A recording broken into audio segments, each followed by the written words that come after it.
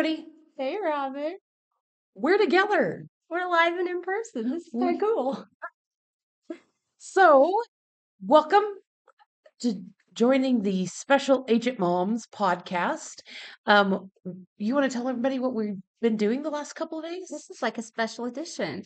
We just got done talking about 4-H, and then we literally have been at a 4-H program rally this week in Great Bend, Kansas, spending the whole week with our 4-H coworkers. And we just got done with it minutes ago, and so we're borrowing a conference room to film a podcast today. And we thought, hey, we'll actually do one together. So I'm Jody Drake, the Pratt County K-State Research and Extension Agent. I'm Robin Eubank Callis, the Barber County Family Consumer Science K-State Research and Extension Agent. And you have stumbled across, or maybe purposely tuned into, the Special Agent Moms podcast. And today we're going to be talking about budgeting. Yes, and Robin is the expert on this. I am not the expert on budgeting.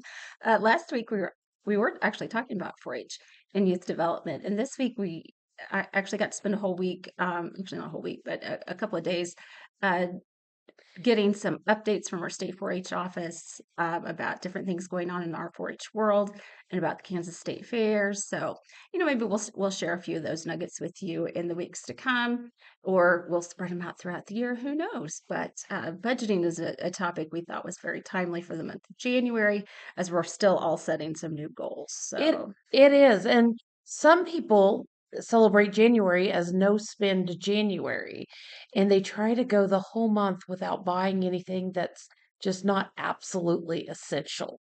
And that's not what we're going to try to tell everybody to do today, but we wanted to spend some time talking about budgeting. So, I have a question. Do you remember your first budget? that is a great question. And I would say probably as I started to start working like my first job in high school, probably.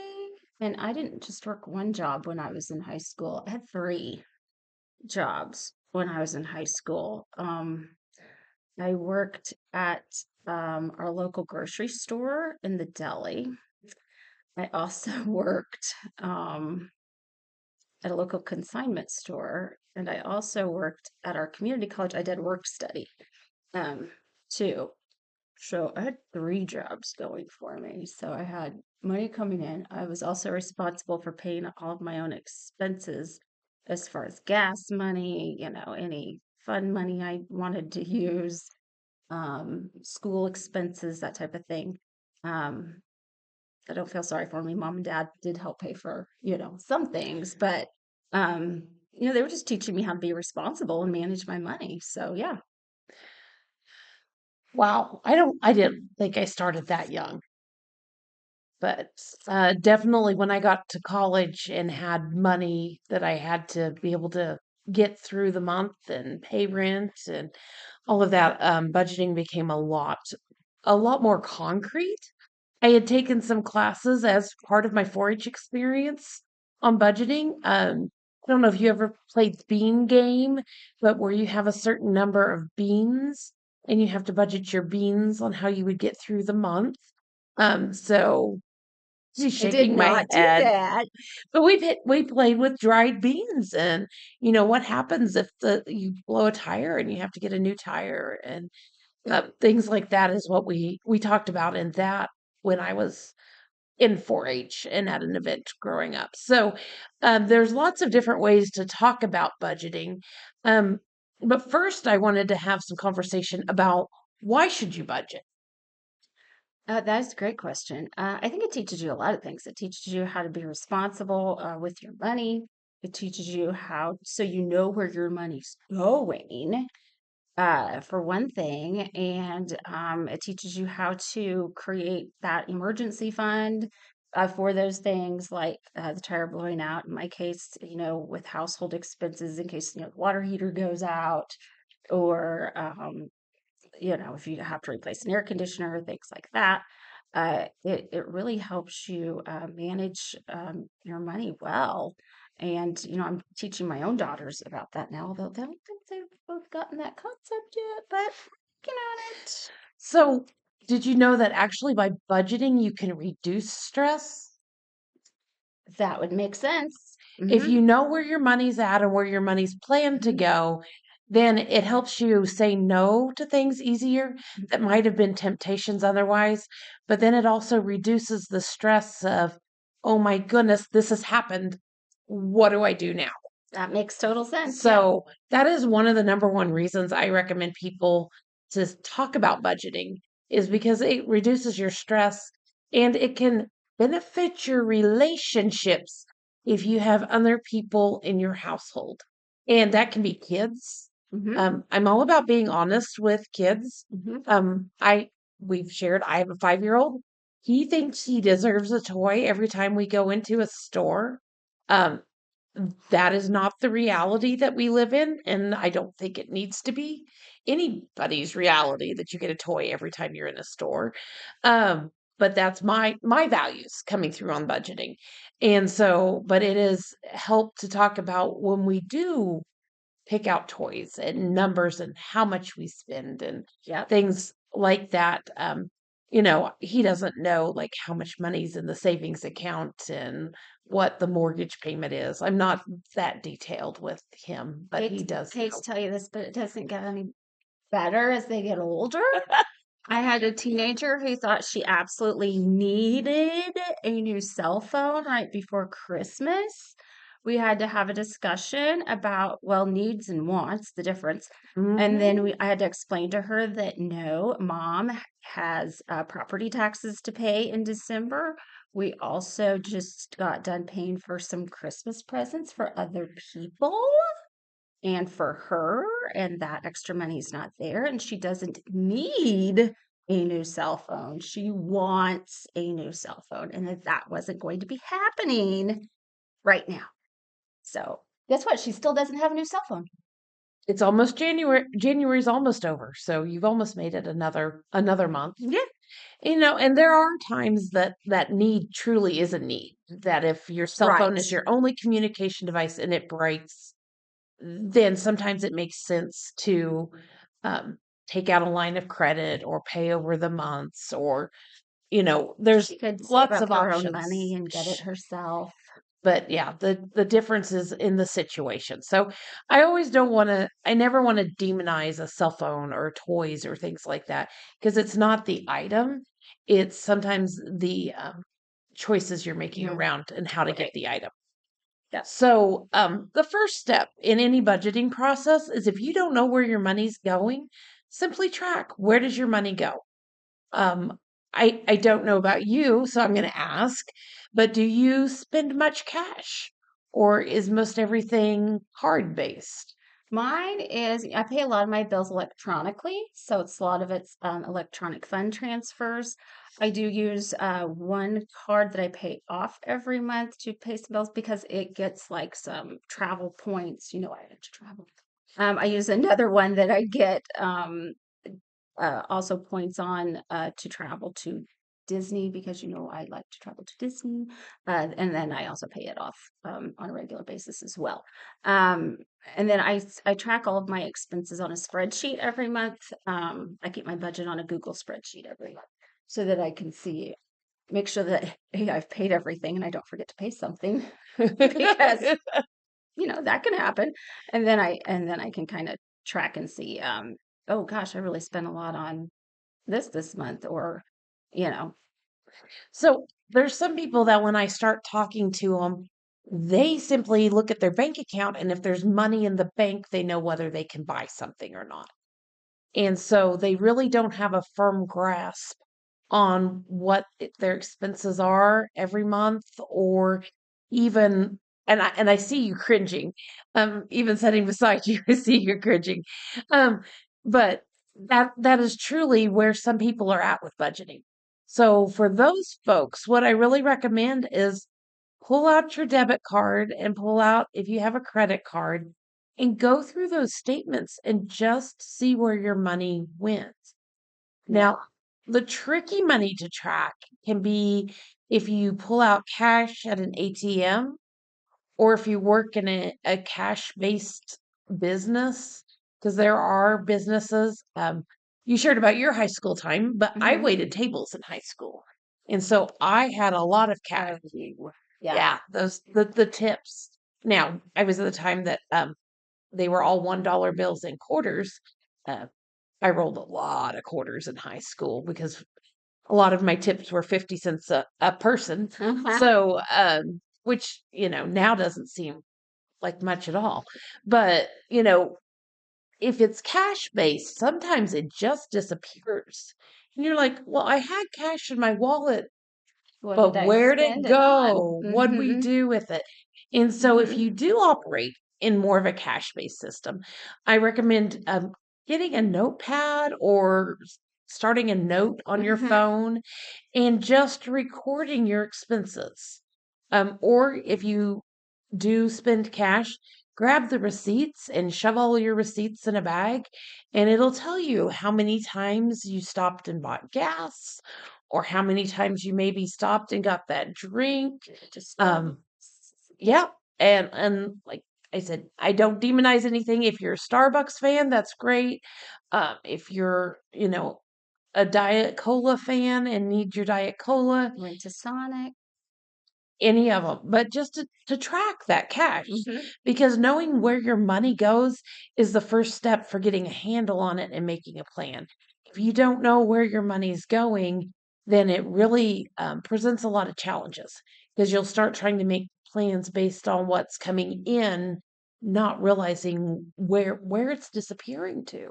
And it's not, I mean, money doesn't disappear. So, what do you know We about the apps that I see advertised that will track your money for you? Do those cost? Is there a fee for those? So I don't know about a lot of those Okay. apps. I would be suspicious if there's not a fee that they're making money somewhere. Yeah. And if you're giving them bank account numbers or things like that, I would really check them out before you do put bank accounts Yeah. into any of Yeah. that. I don't want to name any of them because obviously we don't endorse anything like that, but I've just heard some advertisements and I just wondered about them. Mhm. And I think I know the advertisement you're talking about because I Yeah. was thinking about it. Yeah. The one that asks you if you know how many subscriptions you have. Yes. Uh-huh. And I guess that just floors me because I know how many subscriptions I have. Right. I Yeah. I know that these things come out every month. Yeah. So obviously the people Well, like you and I are not the people they're interviewing. but I can see where you might not if you have a teenager in your household, because I had a teenager who was who had a subscribe signed up for like a free, I want to say it was like an Amazon Audible subscription. And then once that free thing ran out, then it was automatically charging mom for that subscription. And I was like, why am I getting this charge? What? I mean, I noticed it because it showed up on my card, and I was like, what's this?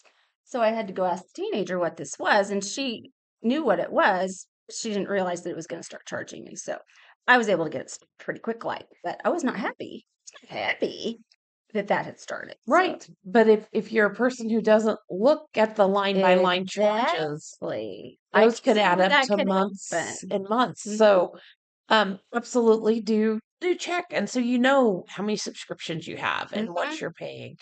And we're not here to tell you that any of those expenses aren't appropriate or Yeah, don't work with your life. It's just that you need to know where your money's going. absolutely. So, once you know where your money's going, then you can move forward with making a plan on where your money goes. So there's lots of systems to help. Mhm. So we were talking about cash based earlier. Mhm. And so if you're in a cash based system, one of the common systems, and you can search this on the internet, there's a lot of different options suggesting it, but it's the envelope system.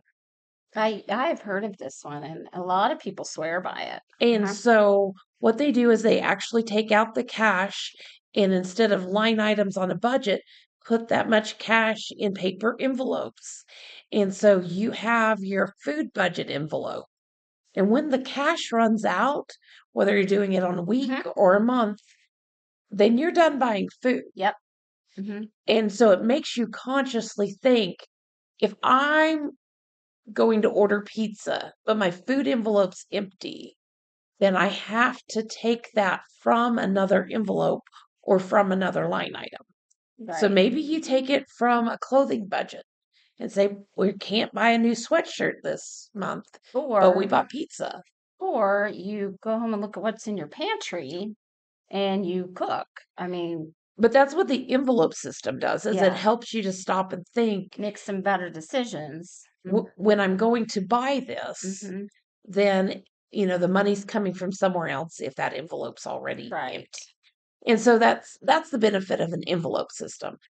We mentioned a few online trackers. There is several of them you can look into. You mentioned you use a spreadsheet. Mm-hmm. Um, I actually use paper. Can you believe it? Paper. I buy a calendar just for my finances every year. And then I track what our expenses are every month so I can see the bills coming due.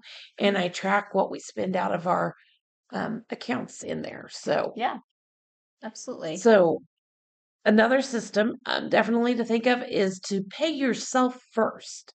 So if you're having a hard time having money left at the end of the month for savings, whether it's for a long-term savings or an emergency fund, pay yourself first so you can start for little of no deposit to start. Start a savings account. And it can be an online transfer where you automatically set up, and the day your paycheck hits, transfer whether it's a set dollar amount or you go in and change that every paycheck into a savings account. And we're blessed enough Yeah, with our paychecks, we can automatically. set them to go into multiple accounts. Yeah. And so I don't know about you, but I have a certain amount that automatically goes into my savings Yeah, account. I do too. Out of every paycheck, I do. And then built into my budget, into that Mhm. spreadsheet, I also have an amount theoretically. And I take an amount out and put that into savings every time too. So I'm putting a little bit back into savings as well. So I'm like doing it twice. Right. That works Now, great. if I have a big expense, or let's say, my propane bill's bigger than it is, then maybe I don't put quite as much in savings as I wanted to, but it's built into that budget. So anytime I'm talking to somebody that has no savings built up, the first thing I always suggest is start saving for an emergency fund. Hmm. And $1,000 is a nice round number. But if that seems too terrifying, try for $100. Yeah, start Um, somewhere. Start Like somewhere. But then when those surprises come up, you mentioned household repairs, new new tires. tires, a truly broken cell phone. Yeah, If you have an emergency fund saved up, then instead of that going on a credit card or really stressing you out, you have some money set aside to be able to pay for those items. So that's what the idea of an emergency fund is. It's not long-term savings. You're not going to invest it. You're not probably even going to think about putting it in a CD or anything like that. It's truly liquid savings available in emergency. I do have a couple of savings. I do have one savings that is a CD that I just kind of forget about and I Mhm. don't touch. That's like my really, really emergency. Um, and that's probably, like I'll probably get into it when I want to purchase a new car, eventually. And then I have my other savings account that I'm adding to every. So that's the first step, is save for a savings account. Long-term savings. If you're not in a job where you've been able to set up a retirement fund or plan for those sort of things, you absolutely need to work on trying to build some long-term savings. And even a car in a lot of places would be a long-term savings investment because it could take you several years to have enough money to buy a new car. So sometimes it's a shorter, more emergency thing because cars break down and aren't repairable as well. But a lot of times that can be a long term savings. The third type of savings that I like to encourage people to do is to look at future major expenses and divide it out over several months and start setting that money aside. So, Miss Jody, this is where I'm going to pick on you because I know you have a favorite place in the whole wide world to take vacations to. Yes. And so going on your vacations requires an airplane trip Uh-huh. and hotel. Uh-huh. and park cost. Uh-huh. And so that adds up. Uh-huh. So anytime you're going to do a vacation like that, it's great if you could say, I'm going to go in 6 months. And what would a budget be for a single person to go for 3 or 4 days? So when I'm planning for a trip like that, I usually plan for about anywhere from $2,000 to $3,000. And so I start setting aside a little bit of money every month, and I set aside cash, and I just stuff it away in a drawer for that trip, and then it's already paid for before I go. So So I love it that you literally hide it in a drawer. I do, yes. So it's not in an account you're looking at. It's not on Or anything you have a cart you could swipe and use it on anything else. or I prepay for gift cards ahead of time that I can use when I'm there to pay for like the meals when I'm there. I'll buy a gift card. There you go Every time too. I go to the grocery store, I'm like, I'm just gonna toss it. Add it to my grocery bill. But that is absolutely anytime major expenses. My family's going to get to go away next Thanksgiving for a whole week. We're getting together with my husband's sisters, and that's going to be a major expense for our Hmm. family. And so it's one of those things where, it could be $2,000, it could be more. We're not flying, so it's not, and so, but setting back a little bit now Yeah, for the whole exactly. year, I have 10 months. And so then it's a lot more enjoyable to go on vacation when it's all prepaid for. Yeah, So absolutely. It is because it just takes, like you said, it's going to relieve some stress it if is it's absolutely. already paid for. So that's where, you know, wanted to talk about budgeting. We have a couple of resources if you're like stranded going, I don't know where to start, or maybe I'm ready for the next level. We have a great fact sheet that's called Spend Some, Save Some, Give Some, and it talks about all the ways you can spend money. Now, it was written, I think, 7 years ago. So one of the charts talks about a low budget, moderate budget, and maybe a higher budget, and so those numbers aren't exactly accurate, but you can still look them. They're still in the same ballparks. They're still um, very similar on how you would be spending, but it gives you a chance to think through concrete numbers of what other people are doing when it comes to household spending. I do like that um, it gives you some estimates, like your household for the house spending would be about, I believe it's 25% of your total monthly cost for your household expenditures. So, and that can definitely vary on housing cost. And we know the housing market's done all sorts of things. So keep it in mind. But it's a great place to start if you're wanting some numbers guidance on what your budget maybe should look like. The other set of publications that we're going to have linked is K State Extension's Basic Living Skills Money Management. And in there, I will warn you, it's a 100-page PDF, but it goes through how to write a budget. If you want to know what your net worth is in there, there's a worksheet for that. There's all sorts of great worksheets on saving and planning and budgeting in there. And so anything that you'd want to get more details about or look for a worksheet to help you manage your money, there's several in there. And so It, you weren't kidding, it's long. it is it's Just, long. I was just pulling it up. I love though that it is really all inclusive, and with electronic documents you can print the pages you want. Mhm. You don't have to print the whole 100-page document. And so, and I know if you're having problems with either one of those, you can reach out to Jody and I, and we would help you get copies of what you're interested in. So, Jody, you want to tell us how they can reach out to us? I would love to. So, yeah, if you have ideas for something you'd like to hear on our podcast, please reach out to us on our emails or our socials. You can find Robin on email at reubank at k-state.edu.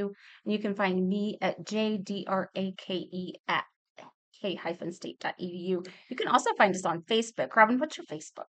Is it Barber? It's Barber County Extension. And mine's Pratt CO Extension. on Facebook. You can also find our videos on YouTube at Pratt County Extension. On YouTube, just search Pratt County Extension and you should be able to pull us up. And you can also search for the podcast as well. I think that ought to pull us up too. The Special Agent Mom podcast ought to pull up on YouTube as well. And you can find our videos. So that's kind of fun. Yeah. And then Spotify and Apple is where you can find the podcast to listen to us if you've stumbled on us somewhere else. So, Yeah. So give us a like, give us a rating, give us a follow. We'd love to hear from you. So thanks for listening. yeah, have a great day. Yeah.